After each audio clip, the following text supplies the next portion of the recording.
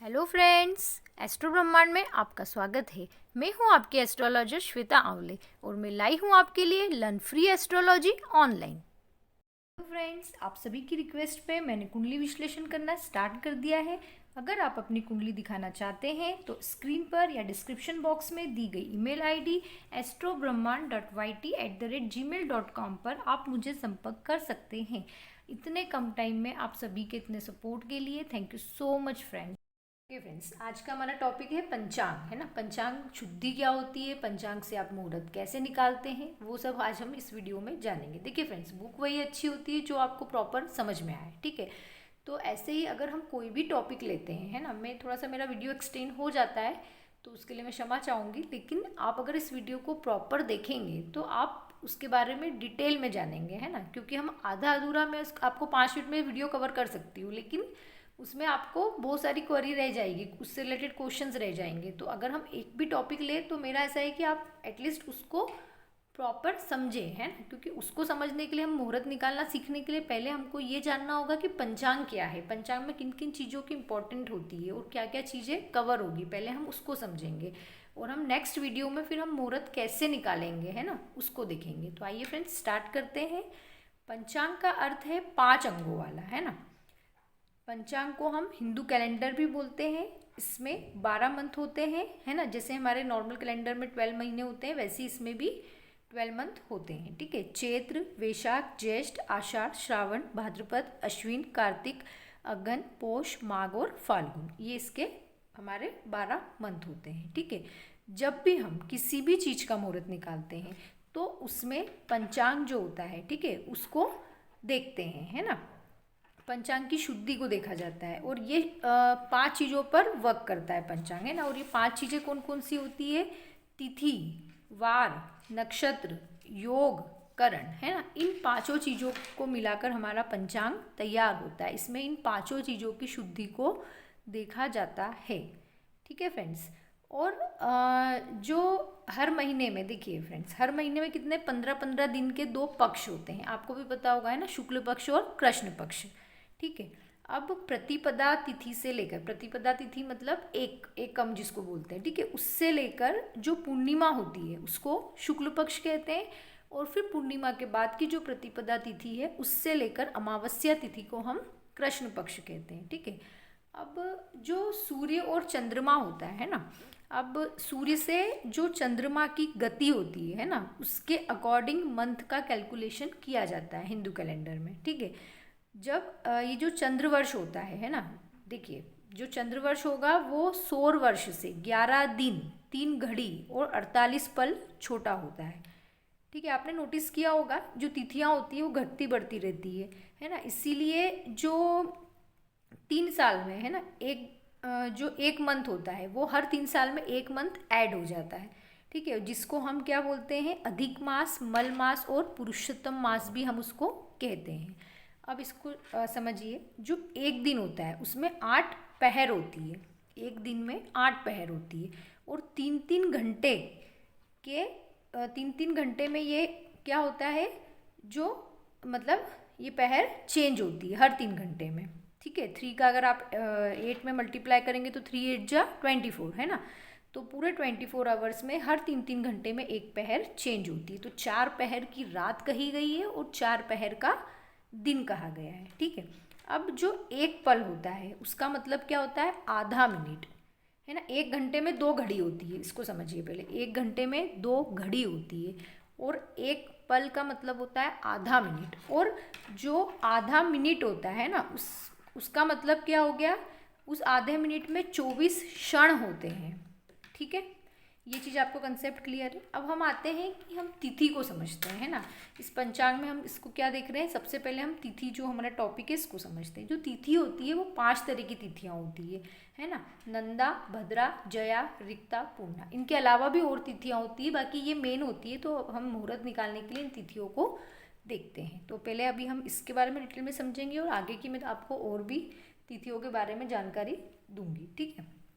अब जो नंदा तिथि होती है इसको समझिए, है ना। नंदा कैसे होती है ना, नंदा में क्या आएगा, जैसे आप मैंने क्या बोला, एकम है ना, फिर दूज है ना, मतलब प्रतिपदा, द्वितीया, तृतीया, चतुर्थी, पंचमी, इनको ऐसे सीक्वेंस वाइज जमाते हैं। ठीक है, पहली जो होगी प्रतिपदा वो नंदा तिथि हो गई, द्वितीया जो होगी वो भद्रा हो गई है ना, जया तिथि तृतीया हो गई, रिक्ता चतुर्थी हो गई, फिर पूर्णा पंचमी हो गई। फिर वापस यही जो शेड्यूल है वापस से यही जो है रिपीट होता है। ठीक है, फिर षष्ठी को नंदा में हो गया है ना, भद्रा सप्तमी हो गई, जया अष्टमी हो गई, रिक्ता नवमी हो गई, पूर्णा दशमी हो गई। फिर वापस से रिपीट होगा, नंदा एकादशी हो गई, भद्रा द्वादशी हो गई, जया त्रयोदशी हो गई, रिक्ता चतुर्दशी हो गई, पूर्णा पूर्णिमा हो गई।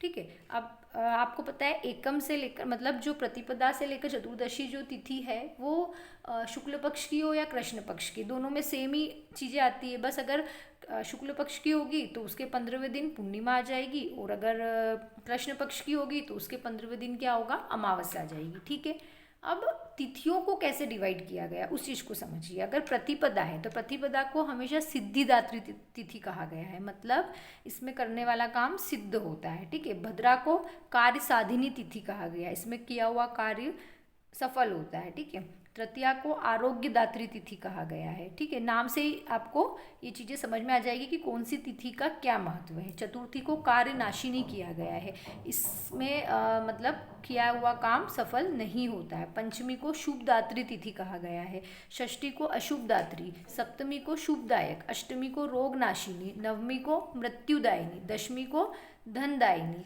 एकादशी को शुभदात्री, द्वादशी को सर्वसिद्धिदायिनी। ठीक है, त्रयोदशी को सर्वसिद्धिदायिनी, चतुर्दशी को उग्रा तिथि कहा गया है, और पूर्णिमा को पुष्टिदायिनी तिथि कहा गया है, और इसके अपोजिट अमावस को अशुभ फलदायिनी तिथि कहा गया है। ये चीज़ें क्लियर है अब आपको। अब जो मतलब नैसर्गिक रूप से कौन सी तिथियाँ शुभ होती है और कौन सी तिथियाँ अशुभ होती है। ठीक है, अब हम थोड़ा सा उसको समझते हैं। शुभ तिथि में कौन कौन सी तिथियाँ काउंट होती है ना, प्रतिपदा, द्वितीया, तृतीया, पंचमी, सप्तमी, दशमी, एकादशी और त्रयोदशी और पूर्णिमा, ये तिथियाँ शुभ तिथि होती है। और अशुभ तिथियों में कौन कौन सी तिथियाँ काउंट होती है, चतुर्थी, षष्ठी, अष्टमी, नवमी है ना, द्वादशी, चतुर्दशी और अमावस्या, ये जो तिथियां हैं ये अशुभ तिथियों में काउंट होती है। इतना क्लियर है अब आपको। अब इस चीज़ को समझिए, यहाँ देखिए है ना, अब जो नंदा तिथि होती है, मैंने आपको नंदा तिथि के बारे में क्या क्या बताया। नंदा तिथि कौन कौन सी होती है हमारी, जो प्रतिपदा, ठीक है, षष्ठी और एकादशी, ये 3 तिथियाँ क्या है, नंदा तिथियाँ हैं। ठीक है, तो जब ये 3 तिथियाँ बुधवार, शुक्रवार या शनिवार के दिन पड़ती है ना, तो वो शुभ होती है। लेकिन अगर नंदा तिथि रविवार या मंगलवार को पड़ती है तो ये अशुभ फल देती है। ठीक है, भद्रा तिथि अगर मंगलवार या बुधवार को पड़ेगी तो वो शुभ फल देगी, है ना, लेकिन भद्रा तिथि अगर सोमवार या शुक्रवार को पड़ेगी तो वो अशुभ फल देगी। तो ऐसे आपको समझना है। जया तिथि जो है वो मंगलवार और गुरुवार को अगर पड़ती है कभी भी तो वो शुभ फल देती है, और अगर बुधवार को पड़ती है तो वो अशुभ फल देती है। रिक्ता तिथि शुक्रवार या शनिवार को पड़ती है तो वो शुभ फल देती है, और गुरुवार को अगर रिक्ता तिथि होगी तो वो बहुत अशुभ फल देगी। पूर्णा तिथि रविवार, सोमवार या गुरुवार को पड़ती है तो शुभ फल देती है, और अगर वो शनिवार को पड़ेगी तो अशुभ फल देगी बहुत। अब इस चीज़ को समझिए कि नंदा तिथि में कौन से काम किए जाते हैं, भद्रा में कौन से काम किए जाते हैं, जया में, रिक्ता में और पूर्णा में कौन कौन से काम किए जाते हैं। देखिए फ्रेंड, जो नंदा तिथि होती है ना, उसमें आप कोई भी बिजनेस स्टार्ट कर सकते हैं, मकान बना सकते हैं, है ना, ये खुशियों को बढ़ाने वाली तिथि होती है। तो इसमें अगर आप कोई भी काम करेंगे तो वो आप सफल होते हैं। ठीक है, अब भद्रा तिथि में आप व्हीकल खरीदिए, है ना, घर का कोई भी यूज़ का जो सामान हो, है ना, तो वो आप घर में ला सकते हैं। इसमें जो भी आप चीज़ें खरीदोगे उनकी वृद्धि होती है। ठीक है, उसको इंक्रीज कर देती है, और मतलब आपका जो लक है ना, भाग्य का विचार भी मतलब इस तिथि से किया जाता है ना, सफलता वो सब चीज़ें के लिए भद्रा तिथि को देखा जाता है ना। जया तिथि क्या होती है, इसमें आप जो भी कानूनी काम होते हैं वो कर सकते हैं। ठीक है, व्हीकल इसमें भी आप खरीद सकते हैं, कंपटीशन, एग्ज़ाम, तो वो सब क्लियर करने के लिए आपको जया तिथि को देखते हैं हम। ठीक है, रिक्ता तिथि में जो अकानूनी काम होता है ना उसमें आपको सफलता मिलती है। इसमें कोई भी गृहस्थ काम नहीं करना चाहिए। ठीक है, इसमें आपको जैसे सर्जरी हो गई, है ना, कर्ज से मुक्ति हो गई, तो वो सब रिक्ता तिथि में करने से अच्छा रहता है। लेकिन जो गृहस्थ काम होते हैं, कोई किसी भी नए काम की शुरुआत रिक्ता तिथि में नहीं करते हैं। ठीक है, जो पूर्णा तिथि होती है उसमें आप शादी, सगाई, है ना, ऐसे आप कोई भी काम कर सकते हैं, शिक्षा, खेती, ऐसा कोई भी काम आप इसमें कर सकते हैं। पूर्णा तिथि उस नाम से आपको समझ में आ रहा है वो काम पूर्ण होता है, ठीक है। अब एक चीज़ और समझिए, जैसे रविवार को, है ना, रविवार को अगर चतुर्थी या द्वादशी तिथि पड़ती है ना, तो वो अच्छी नहीं होती है ना, इसमें अगर आप कोई शुभ काम करेंगे तो वो अच्छा नहीं कहलाते। अब इसका रीज़न क्या है उस चीज़ को समझिए। देखिए जो चंद्रमा होता है ना फ्रेंड्स, वो 60 डिग्री तक जब शुक्ल पक्ष होता है, शुक्ल पक्ष के 60 डिग्री तक जब चंद्रमा रहता है तो वो पहले, देखिए एक तिथि को हमने यहाँ पे 3 पार्ट में डिवाइड किया है ना, एक तिथि को हमने 3 पार्ट में डिवाइड किया है, इसको समझिए। यहाँ मैंने आपको बताया था, है ना, एक तिथि को 3 चरण में डिवाइड किया है, ठीक है। हर तिथि को आपने देखा होगा 3 पार्ट में डिवाइड किया गया है। तो पहले चरण में जब शुक्ल पक्ष की होगी वो तिथि, तो 60 डिग्री पर जब चंद्रमा रहेगा तो वो अशुभ फल देगा, है ना। दूसरे चरण में जब 60 डिग्री से 120 डिग्री तक चंद्रमा रहेगा तो वो मीडियम फल देगा। तीसरे चरण में जब चंद्रमा 120 डिग्री से 180 डिग्री तक रहेगा तो वो शुभ फल देगा। अब इसके जस्ट अपोजिट अगर कृष्ण पक्ष की प्रतिपदा है ना, तो पहले चरण में 180 डिग्री से 240 डिग्री के बीच में चंद्रमा रहेगा तो वो शुभ फल देगा, है ना। और अगर 240 डिग्री से 300 डिग्री के बीच में अगर चंद्रमा है तो वो आपको मीडियम फल देगा, ठीक है। और अगर 300 डिग्री से 360 डिग्री के बीच में चंद्रमा है तो वो आपको अशुभ फल देगा, है ना। कैसे, अब इस चीज़ को समझिए आप। जैसे मैंने आपको क्या बताया कि सूर्य का जो पूरा एक चक्कर होता है, आपने देखा होगा, मतलब दूसरी राशि में चेंज होने का, वो ऑलमोस्ट 1 महीने का होता है ना। 1 महीने में जो सूर्य होता है वो दूसरी राशि में चेंज हो जाता है। और इस 1 महीने में जो चंद्रमा होता है ना, वो हर एक राशि देखिए 30-30 डिग्री की होती है ना। जब सूर्य से 12 डिग्री का डिफरेंस होता है चंद्रमा का, तो वो एक तिथि को चेंज करता है, ठीक है। अब ये जो 12 डिग्री का डिफरेंस है चंद्रमा का, ठीक है, जब ये 12 डिग्री से 24 डिग्री पे जाएगा तो दूसरी तिथि हो जाएगी, फिर 24 डिग्री से और आगे बढ़ेगा। ऐसे करते करते पूरी टोटल जब सूर्य पूरा चक्कर एक लगाता है 360 डिग्री का, तो वो पूरी 30 दिन की तिथियां कहलाती है ना। 30 तिथियां होती है और यही हमारा चंद्र मास होता है, ठीक है। और मैंने आपको अभी क्या बताया कि चंद्र मास जो होता है वो सूर्य मास से 11 दिन, और बताया ना मैंने अभी आपको, 11 दिन 3 घड़ी और 48 पल छोटा होता है, ठीक है। और यही मिलके जो 3 साल में पूरे कंप्लीट होते हैं, एक महीना बनता है, उसी को हम अधिक मास बोलते हैं। ये चीज़ आपको क्लियर है। तो उसके अकॉर्डिंग इस चीज़ को समझिए आप।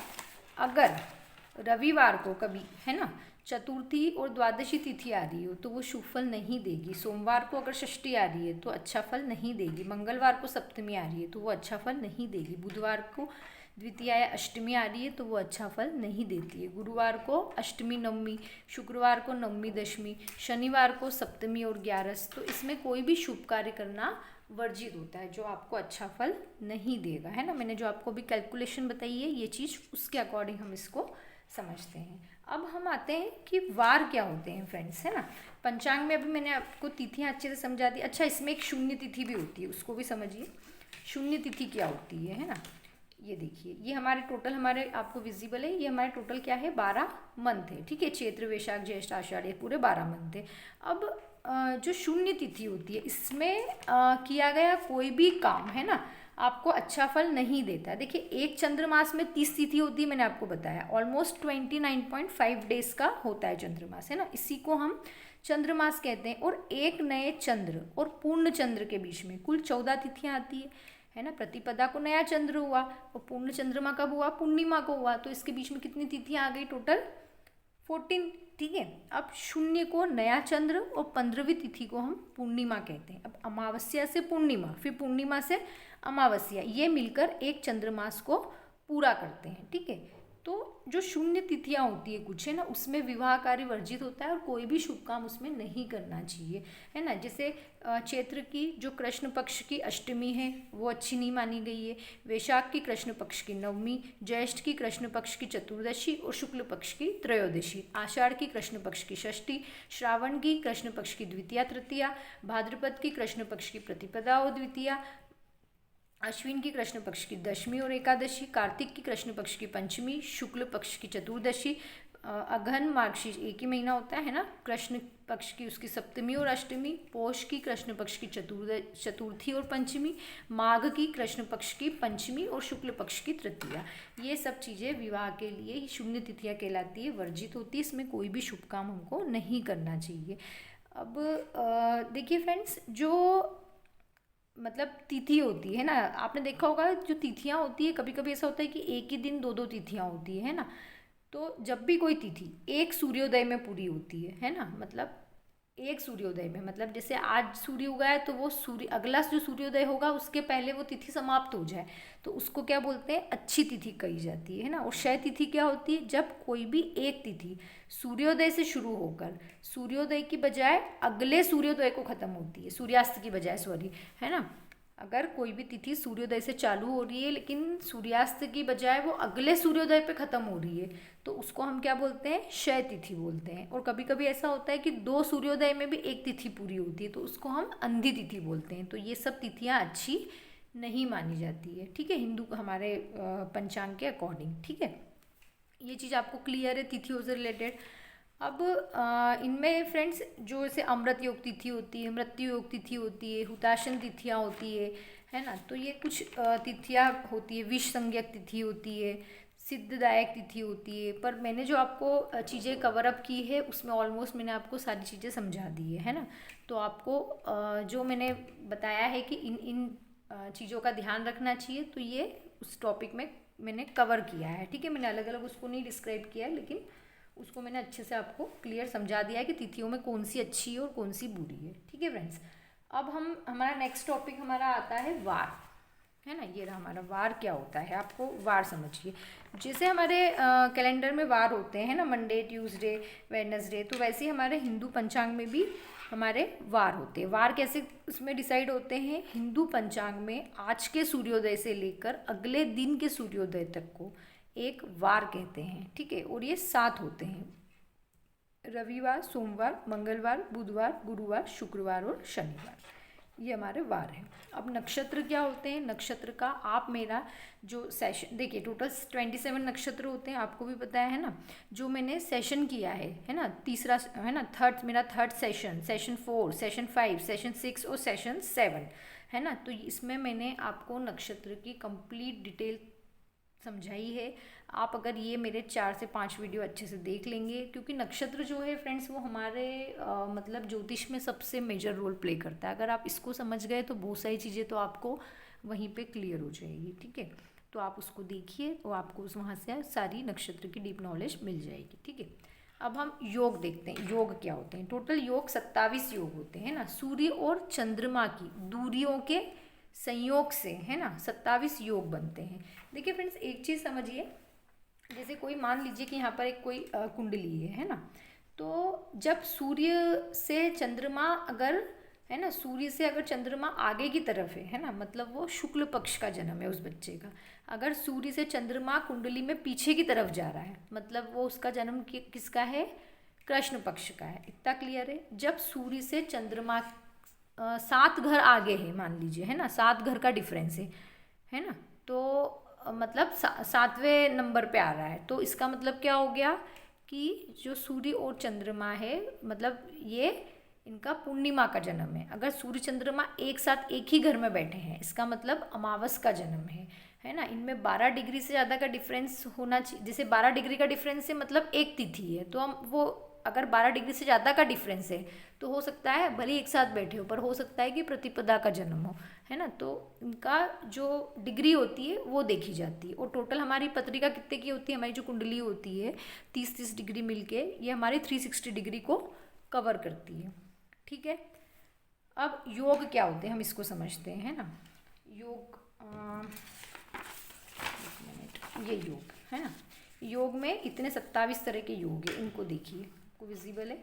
विष्कुम, प्रीति, आयुष्मान, सौभाग्य, शोभन, अतिगंड, सुकर्मा, धृति, शूल, गंड, वृद्धि, ध्रुव, व्याघात, हर्षल, वज्र, सिद्धि, व्यतिपात, वरियान, परिद, शिव, सिद्ध, साय, साध्य, शुभ, शुक्ल, ब्रह्म, ऐन्द्र और वैघृति योग। ठीक है, इसमें जो 9 योग होते हैं ये अशुभ माने जाते हैं, इनमें कोई भी शुभ काम नहीं करना चाहिए।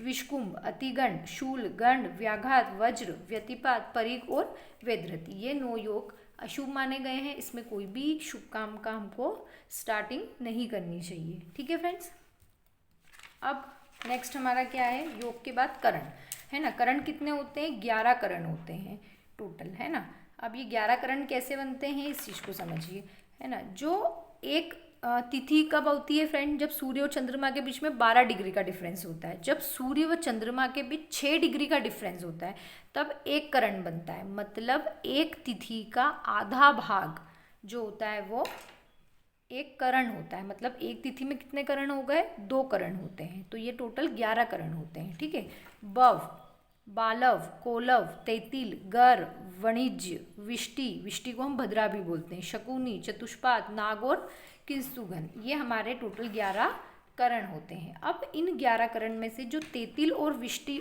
होती है जिसको हम भद्रा बोलते हैं, तो इसको कोई भी शुभ काम में नहीं लिया जाता है, ये करण अच्छे नहीं कहलाते हैं। और जो कोलव करण होता है ये बेस्ट होता है, इसमें आप कोई भी काम का स्टार्ट करेंगे तो उसमें आप सफल होते हैं। तो ये जो हमारी 5 चीज़ें हैं फ्रेंड्स, है ना, ये मिलके हमारे क्या बनाते हैं, पंचांग बनाते हैं। और इसी से हम पंचांग शुद्धि को देखते हैं, है ना, कि हमारा जो पंचांग है वो पंचांग शुद्धि हुई है कि नहीं हुई है ना। तो उसके अकॉर्डिंग फिर हम मुहूर्त निकालते हैं, हर चीज़ का अलग अलग मुहूर्त निकालते हैं। तो उसको हम कैसे देखते हैं मुहूर्त, विवाह का मुहूर्त कैसे निकालेंगे, मुंडन का मुहूर्त कैसे निकालेंगे, गृह प्रवेश का कैसे निकालेंगे, है ना। ये सब चीज़ें मैं आपको नेक्स्ट वीडियो में समझाऊंगी कि हमने जो बेसिक सीखा है इसके अकॉर्डिंग हम मुहूर्त को कैसे निकालेंगे। तो ओके फ्रेंड्स, अगर आपको मेरा वीडियो पसंद आया हो तो मुझे कमेंट्स कीजिए, लाइक शेयर सब्सक्राइब करना ना भूलें और बेल आइकन प्रेस कीजिए ताकि जब भी कोई मैं न्यू वीडियो अपलोड करूँ तो सबसे पहले आप उसे देख पाएँ। Thank you so much for watching.